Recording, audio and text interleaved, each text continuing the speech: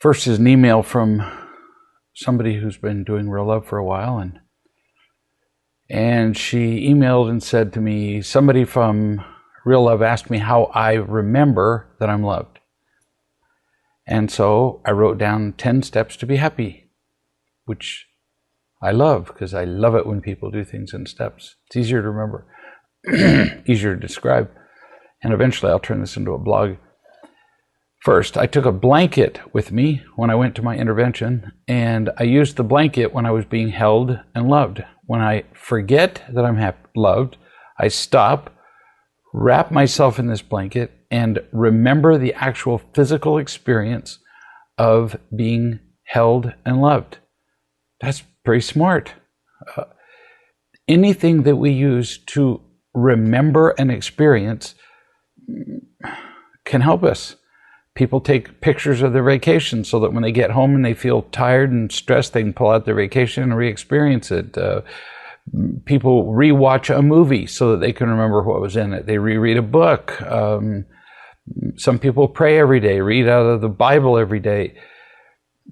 If we were smarter, we probably wouldn't need reminders, but we're just kind of not. She says, number 2, I wear a cross, an anchor, and a heart on a necklace. I hold the anchor and the heart and tell myself that I'm anchored in love. Clever. Another way to remember. I know a mother who, when her child came home from school and said that the teacher was picking on the kid, and the mother knows the child and the teacher, so she believed the kid. So she went out with the kid to a creek, and they picked out a special rock together. They both chose it. And then the mother had the child, because everybody now knows how to do this except for me, take a picture of the mother on her phone. Still strikes me as strange to take a picture on a phone. And then she printed it up and cropped a little, itty bitty, I don't know, whatever that is, 3-inch by 3-inch picture of herself. And the kid took both of those to school. So when the teacher was being unkind, the child would reach in, touch the rock, pull out the picture of her mother and take a look at it, remember that she was loved, and the teacher didn't bother anymore. Pretty smart. We need reminders. It's why we go to classes and take notes and on and on and on. We need lots of reminders of things that matter. Number 3, once the feeling of being loved starts, I say the 5 truths to strengthen what I'm now believing. Somebody, whoever it is that name them, loves me. God loves me. I'm not alone. I have everything that I'll need and nothing to fear, and I'm grateful, or I'm okay, or everything will be fine, or I often say 5 truths because, I don't know, it's half of 10, I guess. But there could be 5. You could say 3. You could do 4. The number is not important, and they don't have to be the same.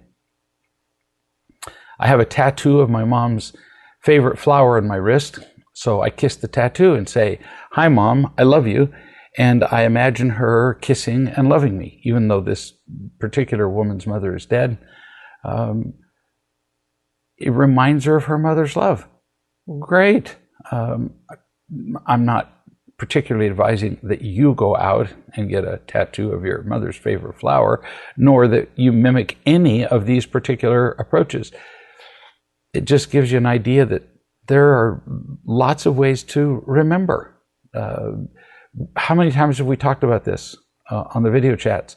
That we're here to find love, trust it, remember it, and share it. Well, this is a pretty direct answer to the remembering part. 5, I may ask myself, what is the lie that you are believing? We've talked about event, judgment, feeling, reaction many times. You can't have a bad feeling unless you've had a bad judgment before it. So if we're feeling bad, if we're not feeling loved, we've made some judgment to make the feeling of loved impossible. So what's the bad judgment? What's the lie? If I can discover it, like, for example, everybody in the room's looking at me, I'm feeling uncomfortable. Well, is that true that everybody in the room is looking at you? And if it appears that everybody in the room is looking at you, which is extremely unlikely, perhaps you just were the last person to walk in the room and open the door. Maybe you forgot to put your pants on. Discover what's going on and get rid of the lie before you assume that everybody doesn't like you and they're talking about you. 6, sometimes I'll gently say, stop scaring yourself. If we're feeling unloved, we are afraid. And sometimes it can be that simple. Stop doing that. I did that with somebody just today. We were experiencing loving feelings and she slipped up into her head. And I just put my hand across her face. Mainly because, try that sometime as you're talking to somebody. Put your hand on their face, mouth, nose, eyes. It's very attention getting. And I said, you're in your head, you're thinking. Let's go back to feeling. Poof, had her attention and she quit going back in her head. 7, I might read a pearl card. The pearls of real love are just a great summary of almost all the important principles of unconditional love. Number 8, I text Greg. Sometimes and somebody did this last week, if you remember in the last video chat. They said that sometimes just writing an email to somebody, whether it's me or somebody else, if they picture the person there in front of them, they can picture the person's facial expression, they can work out a problem, and as they feel accepted and loved by that person, even though they're not right there, they can picture them there. By the time they get to the end of the email, they're done. They've solved the problem, the fear is gone, they've changed their judgment, whatever, they feel better, they're happy. She says, I use HOPE, HOPE, an acronym. Hold on, pain ends. Sounds suspiciously like a 12-step aphorism.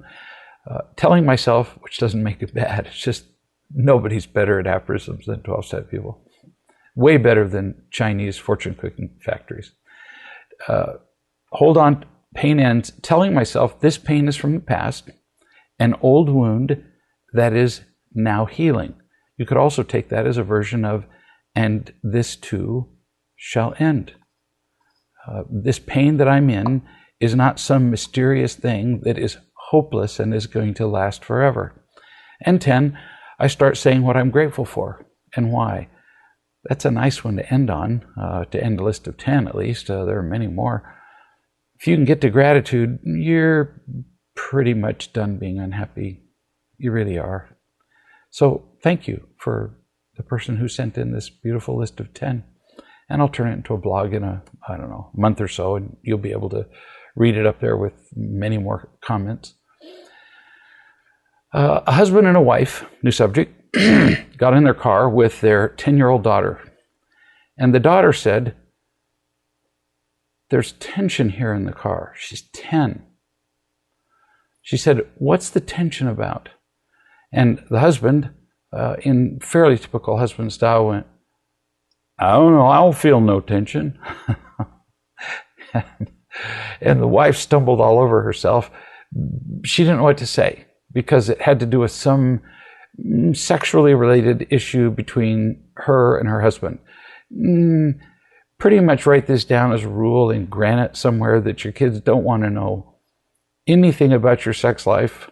They never want to see a picture of you naked. They don't ever want to hear you discuss your sex life or sex, actually, with them, unless that dreaded day comes when you're going to actually give them some education on the subject.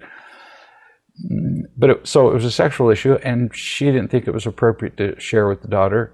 Thank you. So she mumbled about, oh, it's nothing. And she wrote to ask me what she could have done. First part's easy.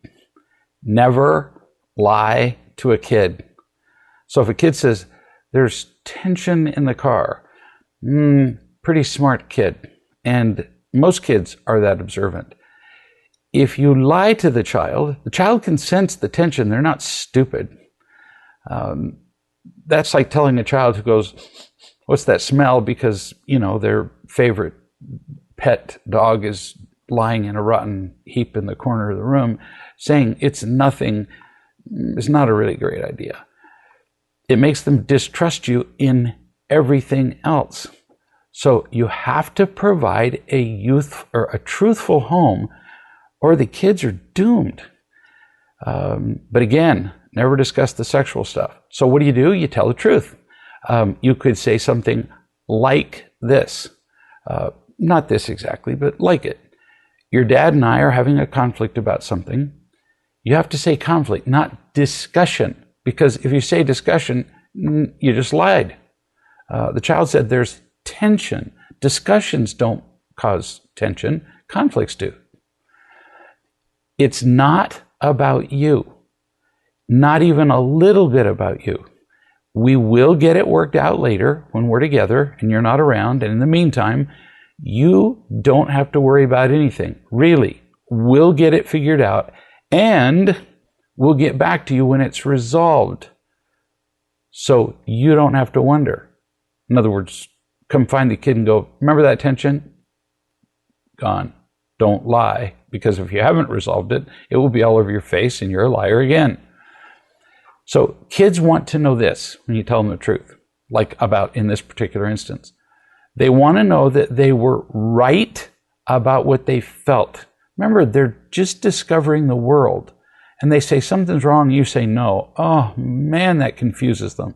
So you say, that was really perceptive. You're right. There is some tension in the car. Number 2, it's not about them. That's really what they're asking mostly. And then they want to know when it's over so that they're safe. Kids want to feel reassured and safe, pretty much all the time. And if you do that, then they're more likely to feel loved, which is the bottom line for what every kid wants. New subject. I got a call from a woman who said that her boyfriend looks at other women when they walk in malls, airports, church, wherever. Guys are not very discriminating. And she doesn't like it. And he said, in, again, fairly typical guy fashion, that he didn't know what she was talking about. And I had them both on the phone. And I said to him, I believe you that you don't know what she's talking about. I really do. I believe that you don't know what she's talking about or that you do it. But I know 99% of men pretty well, and I know you personally. And yeah, you do look at other women. You're not aware of it, but it's like saying you're not aware of changing lanes in the middle of the road and you run into oncoming traffic. It doesn't matter if you're aware of it, it's still an accident. So the question is, and I asked him, do you want to keep looking at other women if it affects your partner in this way? Well, no, I guess I don't. Okay, so 2 solutions come to mind. First, every time you look at other women, she needs to reach out and touch your arm or your shoulder so that you know exactly when you do it. You'll learn from that. If she waits for 5 minutes and says, 5 minutes ago you were looking at that woman, you'll be just as oblivious in 5 minutes as you are now. So she has to do it right while you're doing it, right while your eyes are diverted, and you'll start to notice that you do it. No kidding. And the second is, you train yourself. It just isn't that hard. A long time ago, long ago, I decided simply not to look at other women. Give me a benefit for that. There isn't one. No good comes of it anytime. Then, if you decide not to look at other women, you don't have to turn it on and off, depending on whether your partner is around. That gets really confusing. Oh, I was looking at other women. I forgot to turn off the switch. Not effective. So If you don't look, you remain true to yourself and to your relationship.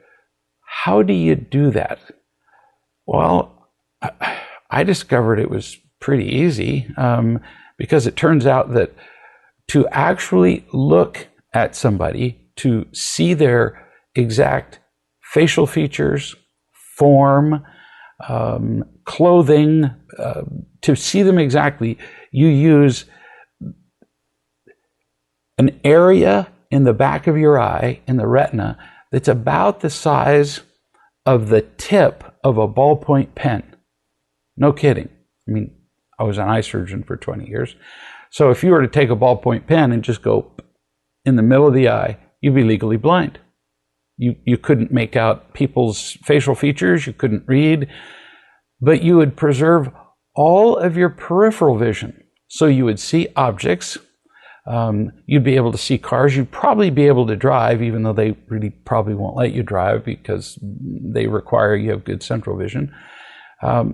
When you see a woman coming, you don't have to look at her. You can see she's coming. I'm going to guess that your partner probably doesn't mind if you look at the old lady who's hobbling on a cane leading her grandson. But you can tell when a woman is coming in your peripheral vision. And other than her head, there are really only two body parts even close to eye level. And there's really no positive purpose in staring at those. Guys are enormously easily distracted. I have followed guys in airports and just burst into laughter looking at the guy looking at other women. There's some guys I'm pretty sure could swivel their heads 360 degrees. You don't need the distraction. Your partnership doesn't need the distraction. Now, I've actually had guys say to me, well, I don't know, that just sounds too difficult. Oh, please. What if I told you that there's a new rule in the world, or let's go to a new planet, and the dogs on this particular planet have a peculiar characteristic. The dogs look just like the dogs here. But on this new planet, if you look directly into the eyes of a dog, they leap into the air and bite your face. How long would it take you to learn not to look into their face? Yeah, you wouldn't even require once. There's no reason to look directly into the eyes of an oncoming dog. I mean, there was an old Greek legend of a character called the Medusa. And she had, instead of hair, she had serpents. And the legend was that, you know, if you looked into the Medusa's eyes, you would turn to stone. And if you killed the Medusa, there was some special reward, which I can't remember. And everybody that went into the cavern where the Medusa was just couldn't resist looking into her eyes. And so you walk in there and hear all these guys turn to stone. But one guy had the self-control not to do that. Again, a Greek mythological character named Perseus. If he can learn not to look into the Medusa's eyes with snakes coming out of her head, we can learn not to look at other women. It's just not that complicated. Here's somebody who says, I've recently been practicing making choices around fear. Previously in my life, fear was automatic, a reflex. But now it's becoming a choice. And I'm gaining confidence that this choice really is possible for me. Although I acknowledge that I'm only really at the beginning of doing this. Well, that's possibly the biggest change you could make in your life. Way to go. Way to even think about it. We really can choose whether to be afraid. You continue. What I noticed the most was that it had a hint of victimhood to it, my fear. In other words, I was almost wanting to wallow in my fear before, because then I didn't have to take responsibility for how I feel.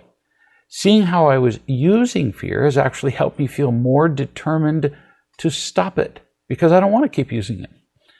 Fear really can turn into an addiction because it has a reward. Anything that has a reward and diminishes pain can become an addiction.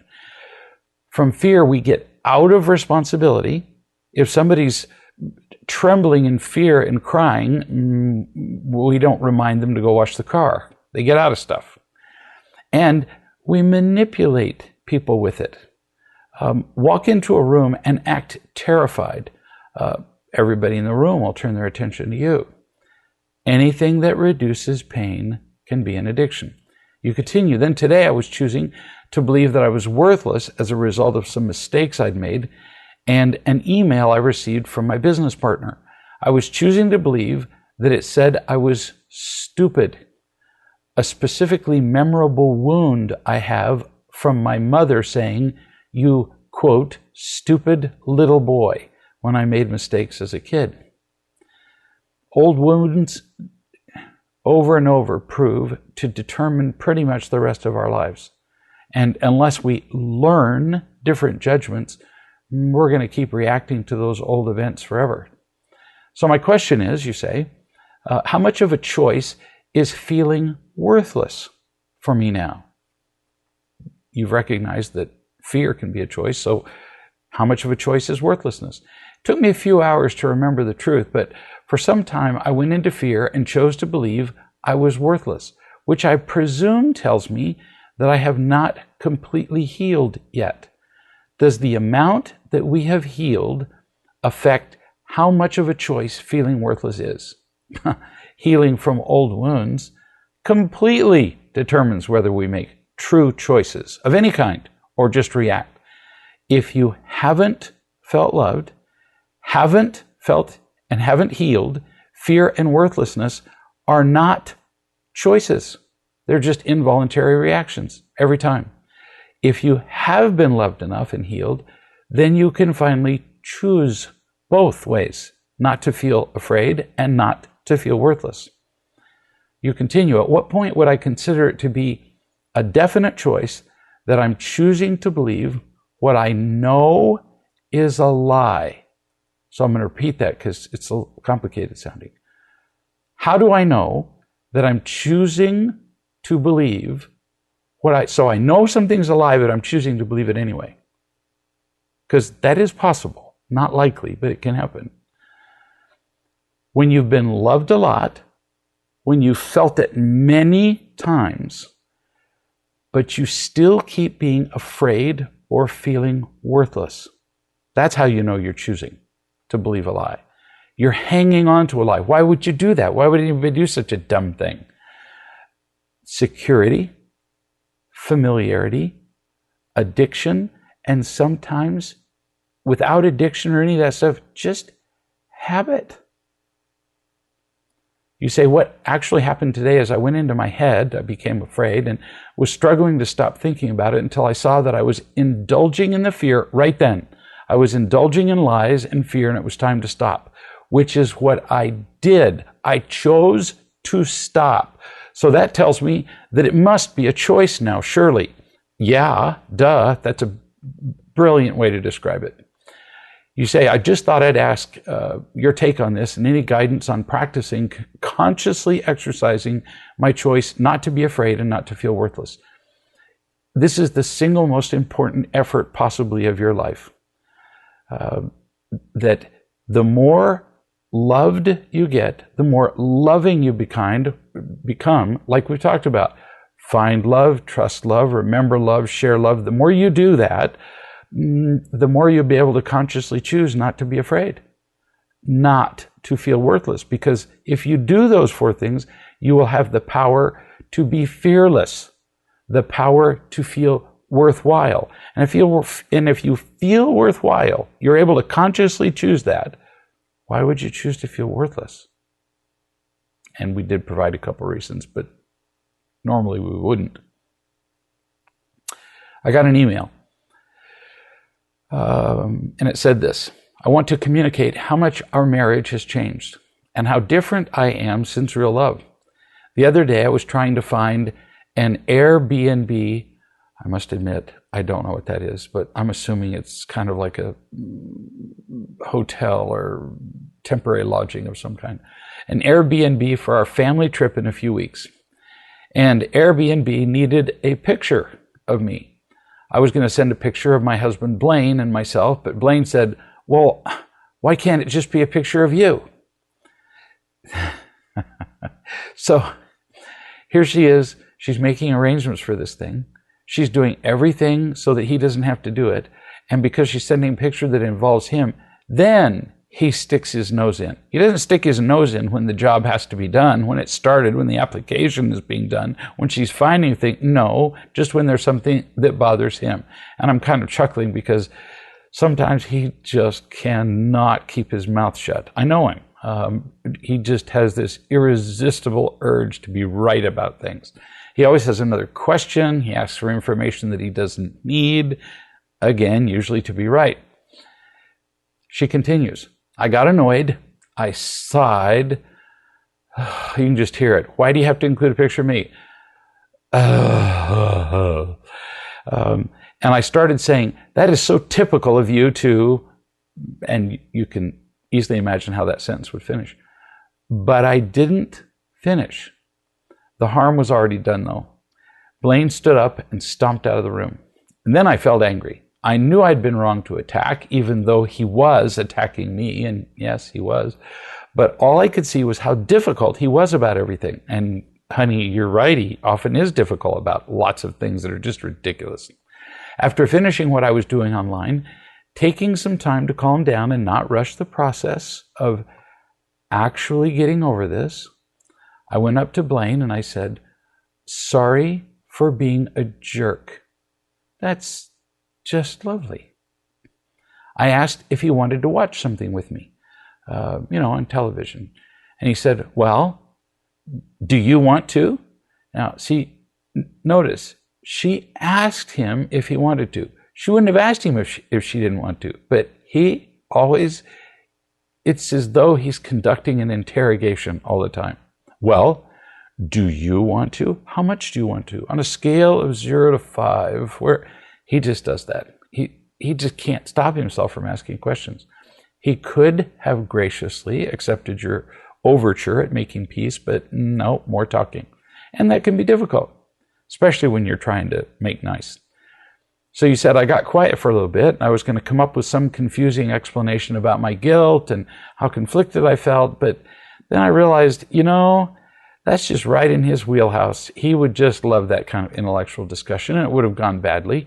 When I realized what I was about to do, to get trapped in an intellectual conversation with somebody who loves that, I just burst out laughing. And I didn't even say why. But my laughter was contagious. And Blaine started laughing. He kept saying, what? What? Again, more questions. And I said, what I'd really like is for you to massage my feet. Okay. This is one of the most clever segues I've ever seen. She went from being offended, apologizing, being offended because he interrogated her again, to, would you be willing to massage my feet?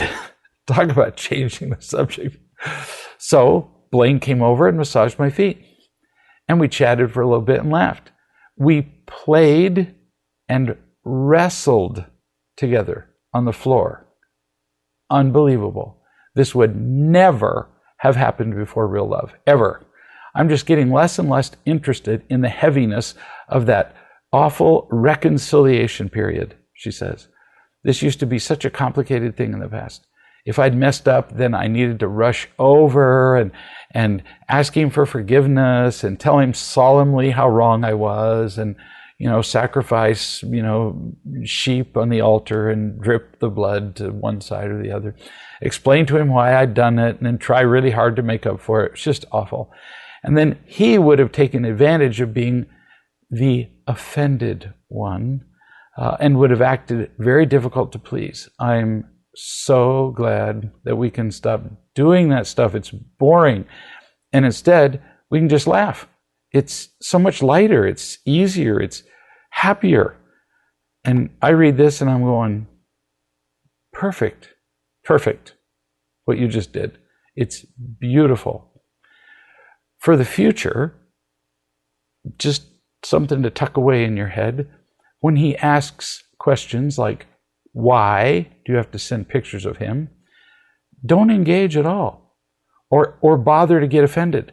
possible response, for example, because I'm making the arrangements and you're not, with no tone. Because knowing him, he would understand that it was none of his business. But you gotta watch the tone, or it sounds like you're attacking him. So why do I give you a suggestion of some specific words to use? I don't care if you use them. Because part of being offended, which you said you were, is feeling helpless. It's one of the reasons we get offended. We react to our helplessness. We don't like helpless.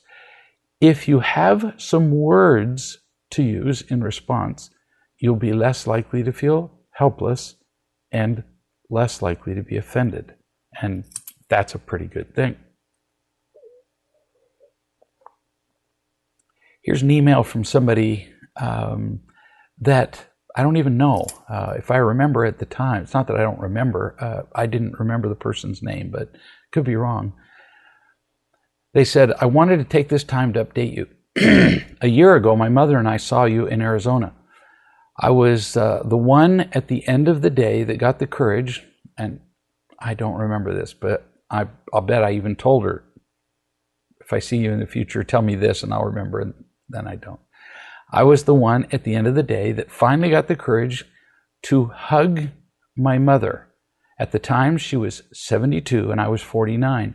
This was the first time my mother and I lovingly hugged each other, or at least tried. That's in 49 years. I was terrified. But now we're continuing to hug each other and heal and learn to be loving.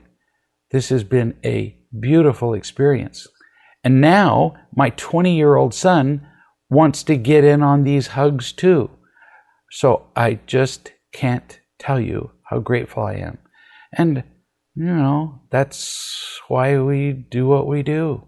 Because even if there's a crowd of 100 people and 4 people go home changed, well, then it was worth working 7 days a week, 16 hours a day.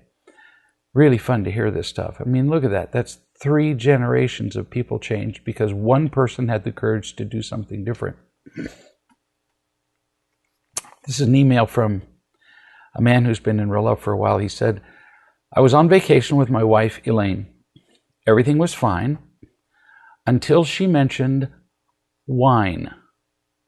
And I'm sure she wasn't, doing a wine tasting. I'm sure that she mentioned his drinking wine. He continues, she said in essence that she wanted me to think about what I was going to do about it, as this was stopping us from connecting. He said, for me, she has crossed a red line. I know this man, and when he says she has crossed a red line, he uses a tone just like that. And I suggest you got to be pretty careful about establishing with your partner red lines.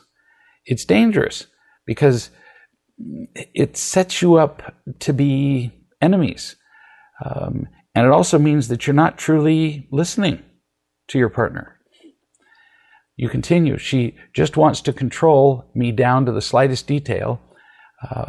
And I'll do anything I can to reasonably get rid of my anger and other aspects of my personality. But this is unreasonable. I will not live the life of a monk. That is simply not what I want. She says that the reason I was irritable yesterday had something to do with the wine that I drank the evening before. Absolute rubbish. Well, probably not. Having worked 6 years in emergency rooms and having listened to couples talk about their relationships and the effect of alcohol on them, when you drink alcohol, even one drink, one of the first things to go, you can still drive after you had a drink or two, one of the first things to go is your ability to judge your own impairment. So you don't really know how much it affected you that night, and you don't really know how much the hangover affected you the next day. You live in it, and you're going, "Oh, I'm doing fine." turns out everybody else doesn't think you are. And the people who drink almost never accurately describe what they drink. I know this because, again, I worked in emergency rooms for 6 years, and people who came in falling over drunk with blood alcohol levels of 0.3, that's really drunk. When you asked them how much they'd drunk, they'd had dos cervezas. They'd had 2 beers in the last 30 seconds. And they've done studies to ask people at the end of an evening how much they'd drunk and compared it to the videotape of them drinking. And I wish I could remember the number, but it was something like 15% of people got the number right. That's 85% wrong. You continue. During the holiday, I decided myself to cut back my consumption of alcohol some days to 0, and on other days to a glass or maybe 2. Well, it's good that you made that decision, but that doesn't mean that you carried it out. So just a suggestion. You can make your own decision about how much you drink. You feel obviously really controlled about this, or you wouldn't have said she crossed the red line. But don't see it as her controlling you. Even if she's trying to, you have a choice here. It changes everything when you limit your alcohol consumption to however much you decide per day. It is, after all, for your good. But I suggest you try this. Just a suggestion. Remember that alcohol never makes partners feel genuinely closer. Oh, yes, it does remove inhibitions, and that's when you see people at office parties putting lampshades on their heads. But closer? No. You might talk to your wife, Elaine, about it, about the subject of alcohol, and for the minute, forget about the red line that you've drawn in the sand, presumably since it's red with blood. You actually need your partner as an outside observer to tell you how you behave when you drink. You need to ask her, how do I behave if I've had 2 glasses of wine versus 3 versus a bottle versus whatever, because you really can't gauge the impairment of your judgment. Then you use your partner's input as an outside observer, and you decide how much alcohol you're going to drink. Now, I say alcohol because you can use many online tables that tell you what constitutes a drink. So a given amount of wine you can have more of than you could have of, say, whiskey. You can drink more beer usually than wine. It'll tell you exactly how much of different drinks is how many ounces of alcohol. You decide how much you want to drink, and then experiment with how you do. Then the next morning, you ask her how you did, and then you ask her how much you really drank. I think you're going to be pretty surprised at how often you get it wrong, how much you drank, and the degree of your impairment. Because it affects the way you treat her, the way you treat the kids, it affects the way you do everything. You can be certain that you get more angry and less in control when you're drinking. So try doing this for your benefit and for the benefit of your partnership, and don't see it as her controlling you. This is something you're volunteering to do.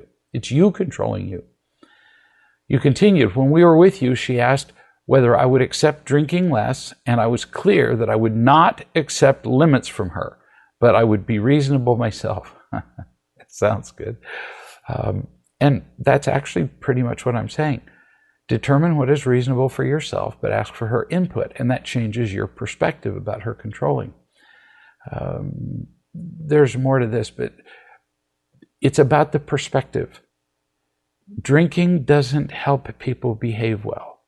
So if you take charge of how much you drink, then it's really very unlikely that other people are going to come to you and complain about what you're doing, because you're obviously willing to learn because you're asking. She wrote me later, and she said, we had that conversation that you recommended to him. It didn't go well. He didn't even want to let me finish talking. He went straight into defending himself and wanting to control me. So here's somebody who's controlling somebody that he's claiming is trying to control him. So she said, here are the day-to-day effects of his drinking. Now, keep in mind, she's writing this to me, not knowing everything he said to me, and she's describing things, not one of which he described to me. So he's describing his drinking, saying, I'm doing fine. Everything's great when I drink. Well, she's on the observer end of this. She said he isolates himself in the evenings watching television. So see, when he's watching television, he doesn't think of that as doing anything wrong, and yet he's not interacting with his wife and his kids.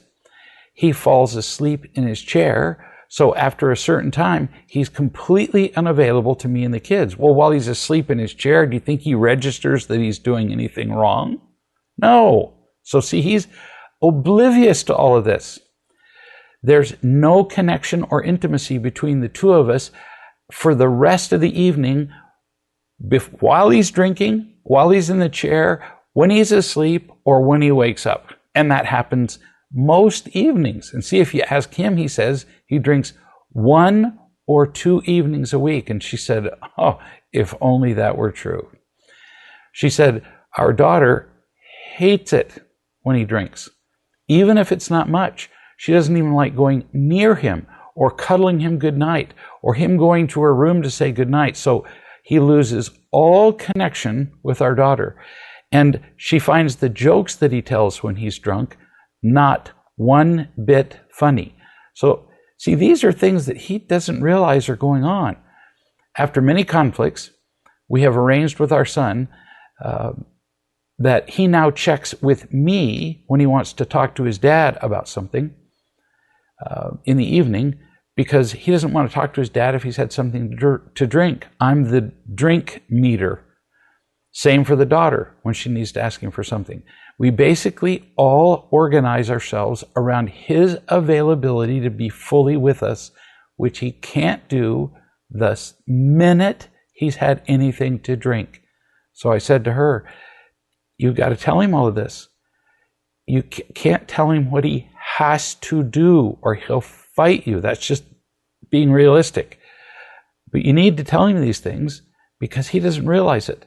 And if you can tell him these things with the kids there so that they can nod their heads when you describe what happens with them, it's going to get pretty hard for him to deny.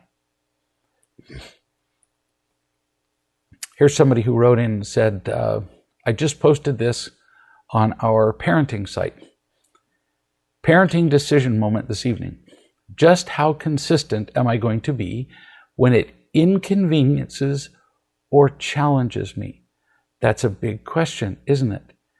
If you apply rules to children intermittently, children learn that the world is chaos.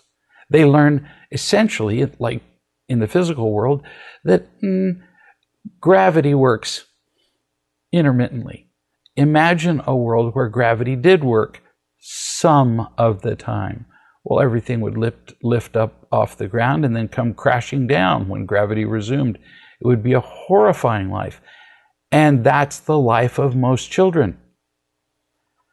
She continues, it's my daughter's 15th birthday, and I agreed to take 3 of her church. So remember, this is in conjunction with her considering how, consistent to be with her kids. My daughter's 15th birthday, and I agreed to take 3 of her friends and her out for a meal. By way of context, a theme for this last month, pretty much, has been the fact that she's been telling lies.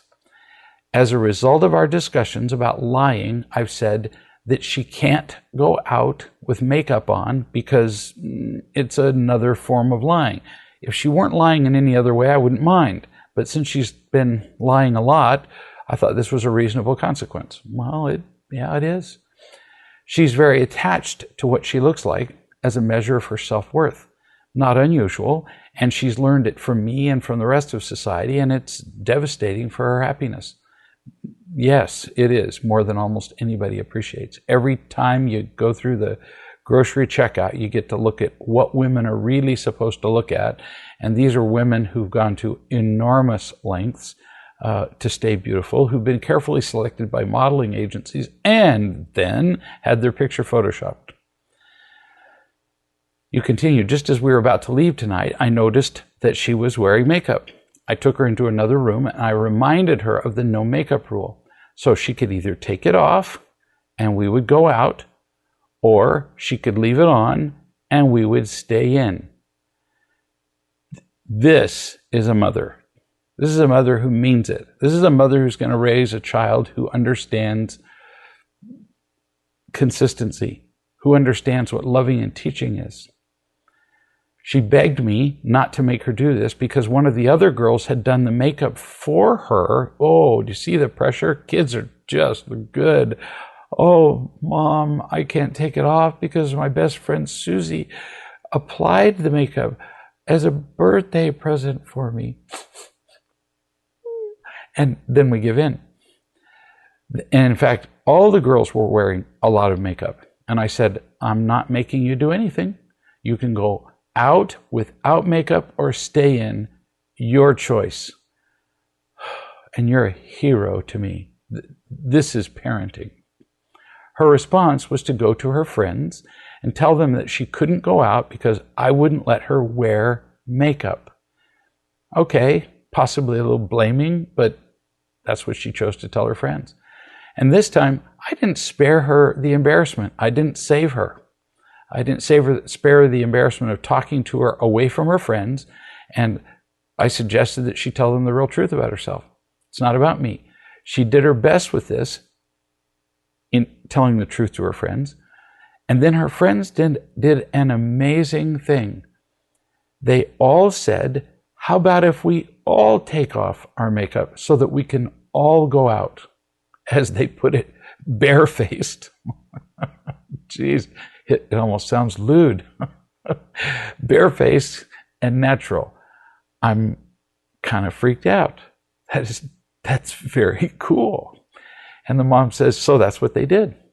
She ended up with a double gift, being cared about by me and discovering she had friends who were willing to give up their own attachment to makeup to spend the evening with her. Well, what a moment to remember. That's just stunning. It reminded me, the mother says, that we never have any idea what the outcome of a situation will be. But if we do the loving thing as consistently as we can, following guidance when we can't necessarily see what this looks like ourselves, often unexpected rewards will follow. You know, you could write that out and pin it all over the house. It's brilliant. If we do the loving thing as consistently as we can, follow guidance when we can't necessarily see what this looks like ourselves, often unexpected rewards will follow. There's a name for that. It's called faith. You continue. There was a moment when I wavered, I'll bet, and nearly let it go because it was her birthday. And remember, after all, her friend put her makeup on for her birthday. We'd had a nice day. Her friends were all hungry and waiting to go out, and I didn't want to spoil her birthday. I mean, I was hungry too. I'm guilty of being inconsistent like this in the past. I'm glad I wasn't this evening and grateful for all the love and support I've had along the way, which is helping me to see and act on things clearer and sooner. If anyone here struggles with being consistent and following through on things, I understand completely, and I'm happy to help. Remember, she's posting this on the parenting board. It takes a lot of love ourselves to love our kids. That is a great post from a mom. Here's a lady who's on a trip, who wrote me on a trip cross country to find a new job and a new place to live. She said, I just did the 5 truths, spoke them to myself with my hand on my chest, and I was really feeling you love me. I woke this morning with clarity that I had in the past been expecting my experience to bring me love rather than the other way around. That's pretty profound observation. Initially, we do need loving experiences to come to us, but then our experiences need to come from the power of our feeling loved and being loving, rather than our constantly looking for loving experiences. She continues, this morning I could feel how strongly I wanted to to work, to strive, to make this trip be whatever, and I'd lost perspective in the doing. It is so cunning, like they say in AA. So I'm going to take this feeling into the rest of the day and hold your hand. Perfect, you can do this. She concludes, I'm meeting with the Chamber of Commerce this morning to talk about business in this town, and then going to lunch with a friend and attend an Al-Anon meeting tonight. I've constructed a long to-do list, but it's made up mostly of ideas that would please my perfectionist inner taskmaster. You know, I think I'm going to ignore the rest of the list for the day. I'm going to listen to what feels right for me to do. Beautiful. I know a man who has been terrorizing his real love group, and terrorizing is not, I don't think it's excessive. He's been terrorizing his real love group with his constant talk about dying. He says he wants to kill himself. There's nothing worth living for. All there is death. And then he brings in quotes from philosophers that talk about the glory of dying. If you want to get depressed, read philosophers. It's just awful. The group suggested that he write me. And so he did write me. And I suggested that before he died, notice I didn't tell him not to, before you die, you might want to try the one ingredient that makes life worth living. You could get a coach. You could do an intervention with somebody who lives near you. You could actually try to really feel love, since, by his own admission, he never had. At this point, reading a book isn't working. He's already going to work, and that's why, going to group. So that's why I suggested that he do an intervention. He's done everything up to that point. And he wrote back and he said, you don't understand. When people want to be right, that's one that you have a hard time arguing with, because if you say, yes, I do, well, then you're in an argument immediately. You don't understand. I can't afford not to die. I can just hear this said, in a basso profundo in a Shakespearean play. I cannot afford not to die. I have no reason to live. out of a really bad book. And I responded, boring. What he wanted me to do is to plead for him not to kill himself. Well, everybody around him has been doing this for the last month, and he hasn't killed himself, so he couldn't be that serious. So I said, boring. I've been in the woods with a gun to my head. I know all your reasons to die. I get it way better than you can imagine, except that now I know reasons to live, but you don't. So, I know everything you know about dying. I know how to live. Maybe I have something to teach you. In fact, I have a lot I could teach you. You have nothing to lose by trying. It's just ridiculous to keep saying that you have no reason to live, since I'm telling you that I know the reasons to live, and I'm offering you those reasons. I'm offering to teach them to you. I'm offering to give you a reason to live by loving you. So saying that you have no reasons to live is just simply a lie. You just don't know the reasons. And now you're refusing to learn them. So boring and lazy. You're just going to sit back and go, I want to die. And then you're essentially demanding that everybody around you come to you and beg you not to kill yourself. He continues, I have many reasons to die. He doesn't name them, but he says many, many reasons. He didn't add many really good reasons, but that's what he was implying. And I replied again, boring. You're doing no work to find out the reasons to live. So your reasons to die are just plain boring. He said, I appreciate an ancient Taoist saying, if you want to prove something really stupid, you can find something Taoist, Confucianist, some philosopher. You can always find somebody say something stupid that supports what you're going to do. The best thing, and who knows whether this quote's even accurate, I didn't look it up. The best thing is never to be born. The second best thing is to die as soon as possible. It sounds like he wrote this. To have children, to bring new life into this world, is so selfish, inconsiderate, and unconscionable. So now he's lecturing the rest of us. What is unconscionable? The greatest good is non-being. I desire complete extinction, utter annihilation. Apparently not that much, because for the last month he's been saying this.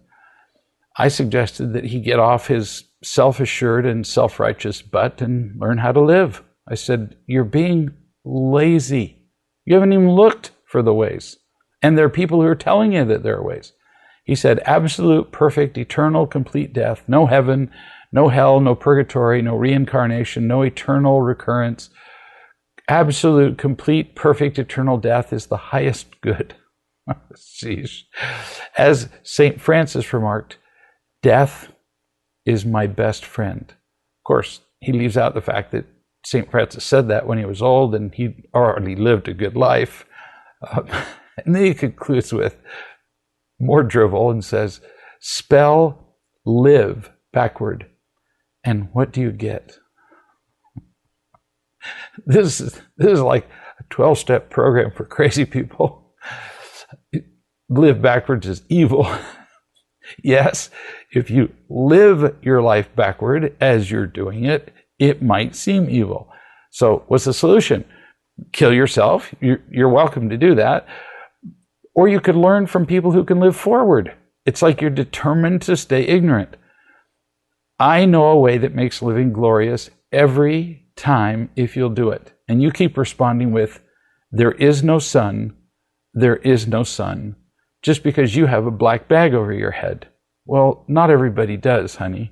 Your ignorance or blindness doesn't make the sun go away, nor does it make the potential joy of life disappear. The problem isn't life. The problem is that you're denying what's possible without even trying it.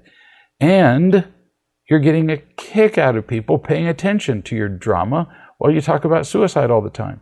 He concludes with, life sucks and then you die. Now, that's a genuine quote. It's found on a bumper sticker on the back of many trucks. So why wait for the inevitable, he says. We are all, each and every one. Again, you can hear the basso profundo. Each and every one. James Earl Jones, headed straight for the graveyard. Laughable reasoning. Again, get off your butt and learn to live, or kill yourself. It's your choice, it's your life, but quit talking about it. I care enough about you to tell you what is true, even though you're being resistant. So I would say to him, as I would say to all the rest of us, what's the solution? Go out there and find some love. This guy's not doing that. In fact, he's pushing away everybody who could love him. Then when you find it, trust it. Then on the occasions when there's not somebody around, remember the love you've been given. And then last, when you really want to blossom, you share the love you have with other people. And that is a guarantee for happiness. We'll see you next week.